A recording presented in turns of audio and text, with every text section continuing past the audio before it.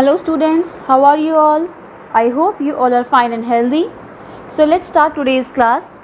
In the previous class, we had studied about the field intensity on axial line of dipole. I hope आपको याद है कि एक dipole के axial line पर, एक्सियल लाइन आपको याद है ना, जो दो डाइपोल को पॉइंट्स लाइन ज्वाइन करती है उसे एक्सियल लाइन बोलते हैं। उसकी एक्सिस की लाइन पर किसी भी पॉइंट पर अगर आपको फील्ड निकालनी होती थी वो क्या आती थी, ठीक है। तो हम वो निकाल चुके थे कि एक्सियल लाइन के लिए इलेक्ट्रिक फील्ड इंटेंसिटी कितनी होती है।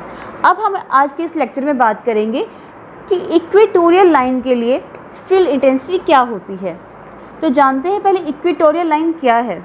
ओके, सो से मैंने यहाँ पे 2 पॉइंट्स लिए हैं, ए एंड बी। ये डाइपोल की अरेंजमेंट है। ए पर मैंने -q चार्ज प्लेस किया एंड बी पर +q चार्ज, तो ये डाइपोल बन गया आपका, राइट। इन दोनों के बीच में जो डिस्टेंस है वो डिस्टेंस कितना है, 2a। They are separated by a distance of 2a। Okay, and आपको याद है डिस्टेंस हमेशा सेंटर से मेजर किया जाता है, so this is centre point O, right. हमें बात करनी है कि इक्वेटोरियल लाइन पे। इक्वेटोरियल लाइन बेसिकली क्या होती है, एक ऐसी लाइन जो कि एक्सियल लाइन के परपेंडिकुलर हो और वो मिड पॉइंट से पास आउट करे। अब देखिए, ये आपके जो लाइन डाइपोल की लाइन है उसका मिड पॉइंट है O, राइट, और ये आपकी एक्सियल लाइन है। तो इस एक्सियल लाइन के बिल्कुल परपेंडिकुलर लाइन जो इस पॉइंट P से पास करेगी, ठीक है ना, परपेंडिकुलर हम बनाएंगे और वो आपका परपेंडिकुलर इस सेंटर से पास करना चाहिए। That line is called equatorial line. Equatorial line के साथ साथ हम उसको ट्रांसवर्सल लाइन भी बोलते हैं, right. We can also write it as transversal,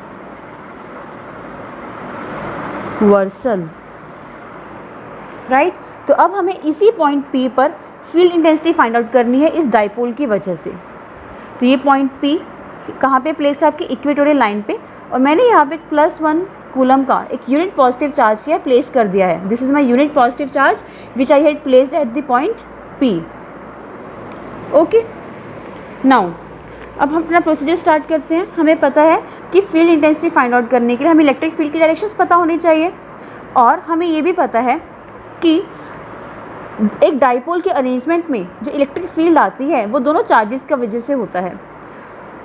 ये प्लस चार्ज है और यहाँ पे भी हमने एक यूनिट पॉजिटिव चार्ज ही प्लेस किया है। तो क्या होगा, पॉजिटिव पॉजिटिव को रिपेल करेगा। दैट मीन्स इसकी जो इलेक्ट्रिक फील्ड है, इसमें जो फोर्स लग रही है वो इस अपोजिट डायरेक्शन में लगेगी, ठीक है। तो पहले उसे बना देते हैं, राइट। तो ये आपकी इलेक्ट्रिक फील्ड जाएगी इस डायरेक्शन में, ओके। और इलेक्ट्रिक फील्ड को नाम देते हैं लेट्स से E1। ये इलेक्ट्रिक फील्ड कौन सी है, आपकी field which is acting at the point P due to the positive charge placed at the point B। Now इस -q की वजह से ये पॉजिटिव चार्ज क्या फील करेगा, अट्रैक्शन। तो इसका जो इलेक्ट्रिक फील्ड होगा वो किस डायरेक्शन में लगेगा, इसके डायरेक्शन में लगेगा। तो हम उसके लिए फील्ड ड्रॉ कर देते हैं।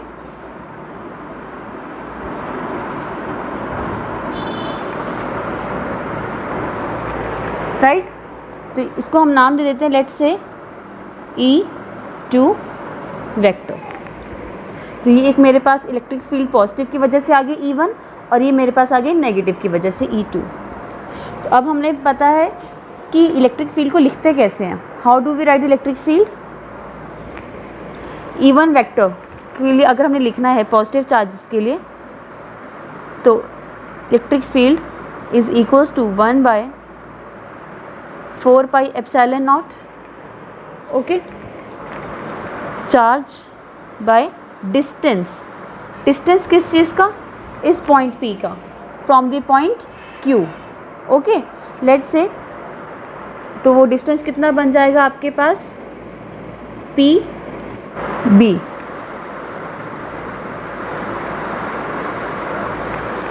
PB का स्क्वायर, ठीक है। अब देखिए हमें इस डिस्टेंस को फाइंड आउट करना है। O से लेके पॉजिटिव तक का डिस्टेंस कितना होगा, A, ये हमें पता है A है। और जो पॉइंट P को हमने O से प्लेस किया है, जो पॉइंट P आपका, एक पर हम ज्वाइन कर लेते हैं इसको। इस पॉइंट का डिस्टेंस कहाँ से होगा, सेंटर से R, राइट। ये डिस्टेंस आपके पास A है। Now by using the Pythagoras theorem very simply we can find out the value of PB, that will be r² plus A square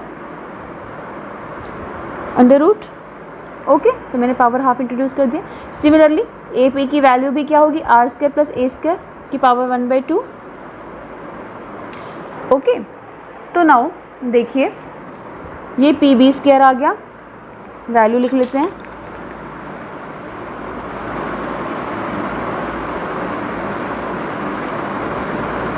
Q by, जब मैं इस टर्म का square करूंगी तो ये रूट खत्म हो जाएगा। We will only get r square plus A square, right.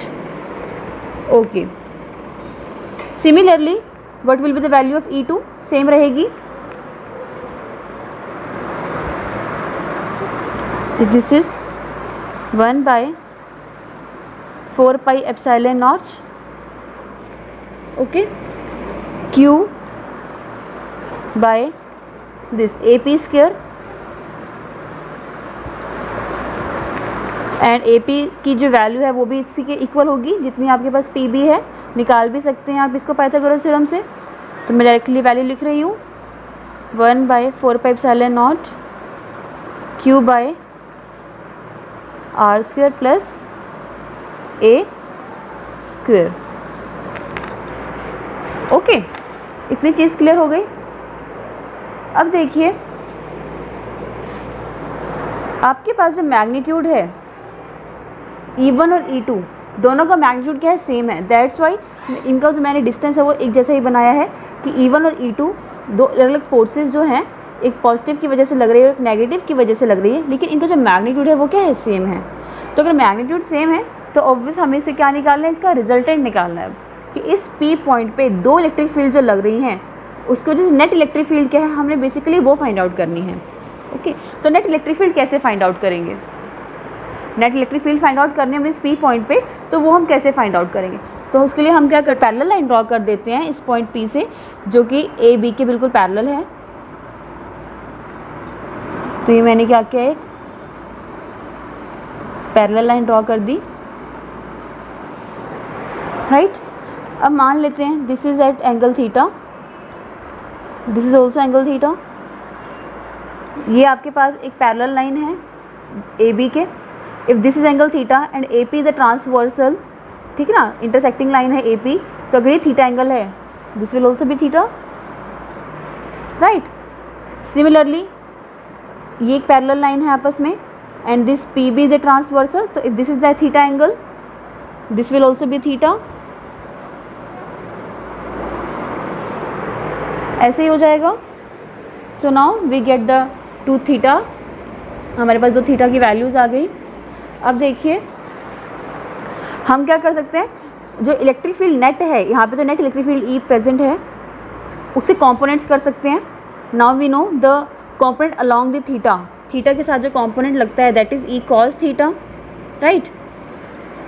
तो हम वो कंपोनेंट लिख लेंगे आप यहाँ पर। अब तो एक वेक्टर यहाँ पर जाएगा ई कॉस थीटा का due to this E2 E cos theta, और एक ई साइन थीटा यहाँ पर लगा। सिमिलरली प्लस क्यू के लिए भी ई कॉस थीटा की डायरेक्शन इधर ही होगी, और लेकिन जो उसका ई साइन थीटा है वो अपवर्ड जाएगा, ऐसे ऊपर की डायरेक्शन में बनेगा, ठीक है। तो मैं उसको ड्रॉ कर देती हूँ।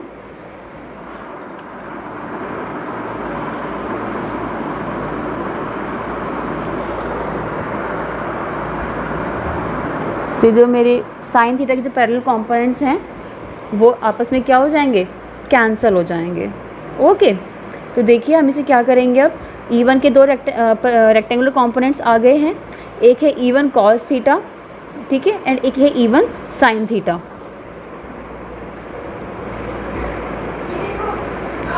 ठीक है, तो अभी आपको मैंने बता दिया E1 की वजह से कंपोनेंट क्या आएगा, E1 कॉस थीटा। इसे लिख लेते हैं तो आप कंफ्यूज नहीं होंगे, राइट।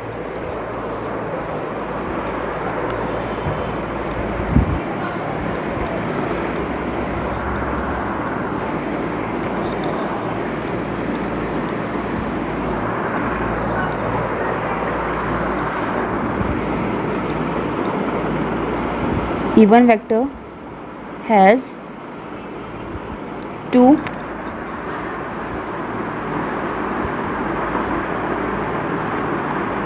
rectangular components दो कंपोनेंट्स बनेंगे ना इस E1 के, एक बनेगा E1 cos थीटा, राइट, एक बन गया मेरे पास E1 cos theta which will be along, let's say मैंने इसका नाम दे दिया है यहाँ पे, जो मेरी पैरेलल लाइन थी R, ठीक है ना, E1 cos theta along PR and E1 sin theta along PF.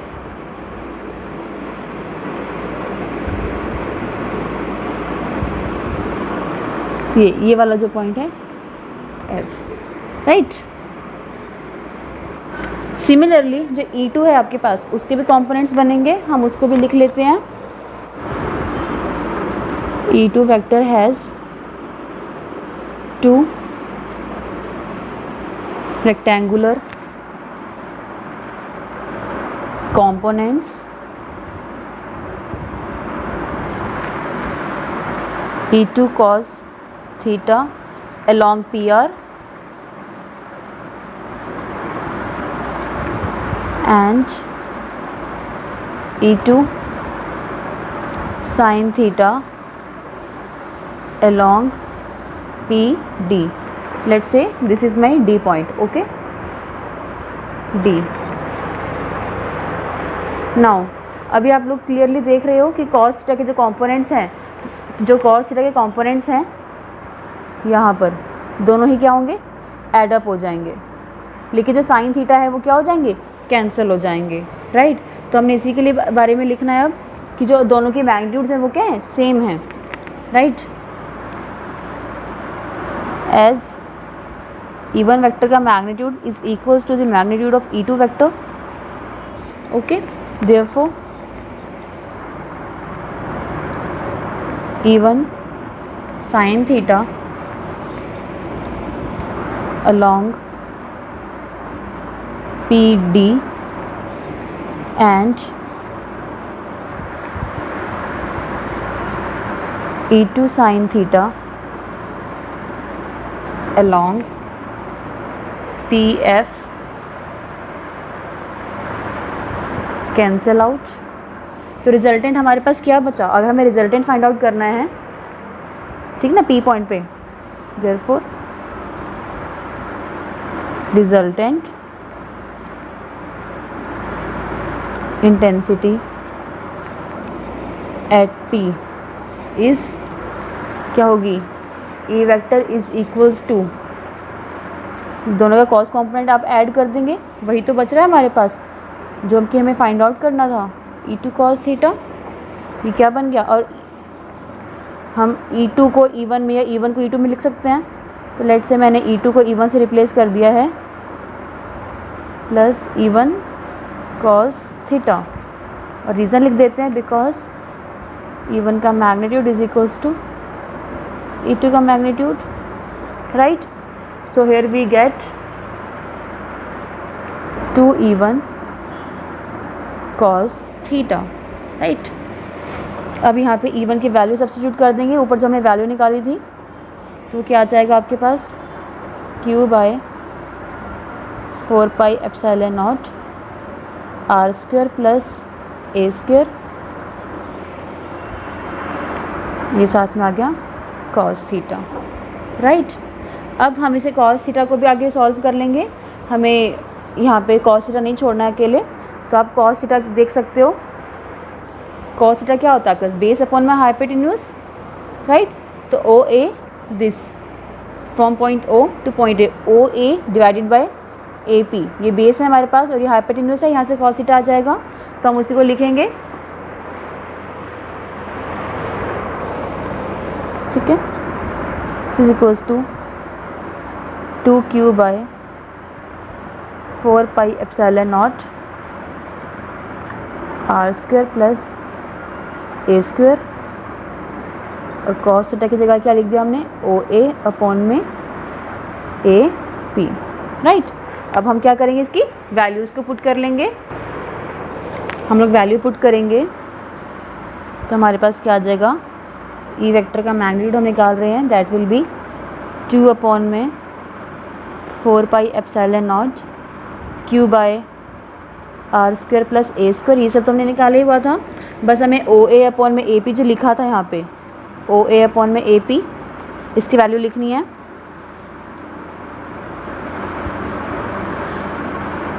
तो आपके पास जो ओ ए है वो सेंटर से डिस्टेंस था, तो ये बन गया ए, और ए पी की हमने वैल्यू निकाली थी, that is R square plus A square की पावर 1/2, यानी कि रूट होता है ये।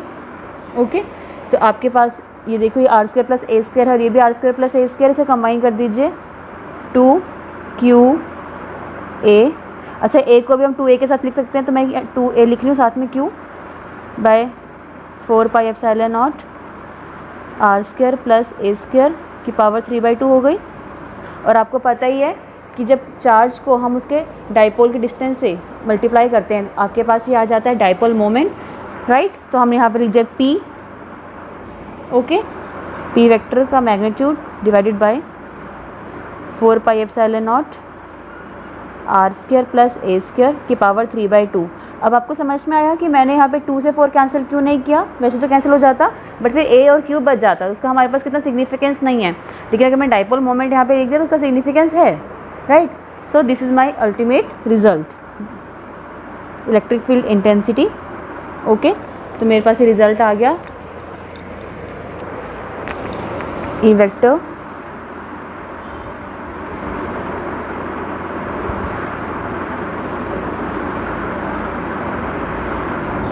ओके। तो आप देख सकते हो कि जो इलेक्ट्रिक फील्ड की डायरेक्शन है वो कैसी है, पैरेलल है पी आर वेक्टर के, क्योंकि हमने जो डाइपोल अपना बनाया था, ये हमारे पास डाइपोल था, ठीक है ना, इनको इसकी लाइन ज्वाइन की थी 2a, यहाँ प्लस क्यू चार्ज था, यहाँ माइनस क्यू चार्ज था, राइट। तो अब देखो यहाँ पे इक्वेटोरियल पॉइंट था आपके पास P, तो यहाँ पे इलेक्ट्रिक फील्ड की डायरेक्शन क्या है, यहाँ पे इस डायरेक्शन में आपकी इलेक्ट्रिक फील्ड आ रही है। ओके, और जो डाइपोल है उसकी डायरेक्शन कैसी है, फ्रॉम माइनस टू पॉजिटिव। आपको याद है ना कि बाय डिफ़ॉल्ट इलेक्ट्रिक फील्ड, जो इलेक्ट्रिक डाइपोल है आपके पास, उसकी डायरेक्शन हमेशा कैसी होती है, from negative to positive, right. तो अगर आपके पास डाइपोल मोमेंट P है, इसकी डायरेक्शन कैसी है, इस डायरेक्शन में, क्योंकि जो इलेक्ट्रिक फील्ड है आपके पास P पॉइंट पर हमें जो लगा रहे थे वो कैसी है, इस डायरेक्शन में, तो हमेशा अपोजिट ही होगा ये। अगर डाइपोल मोमेंट इस डायरेक्शन में है तो इलेक्ट्रिक फील्ड कैसे होगी, उसके पैरेलल बनेगी और अपोजिट डायरेक्शन में एक्ट करेगी। Okay, so E vector is in the direction. अच्छा, आप इस साइन करके लिखना चाहें तो आप लिख भी सकते हो, इसमें कोई इशू नहीं है। That is equals to minus of P vector,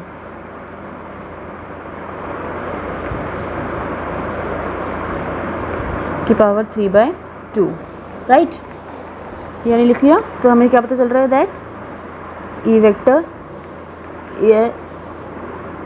is in a direction opposite to the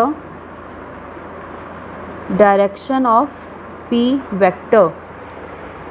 ये बड़े ध्यान से करना है कि डायरेक्शन जो है उसके अपोजिट होती है आपके पास, राइट। नाउ अगर हम ये सोच लें कि जो डाइपोल है, डाइपोल के जो डिस्टेंस 2a होता है, स्पेशल केस करते हैं कि अगर डाइपोल बहुत छोटा है आपके पास, ठीक है ना, 2a r से बहुत ज़्यादा छोटा है, बहुत छोटा, डाइपोल के बीच में जो डिस्टेंस है वो कैसे बहुत कम है, और जो पॉइंट r है या तो ये बहुत ज़्यादा दूर है, आप ऐसे लगा सकते हो, ठीक है।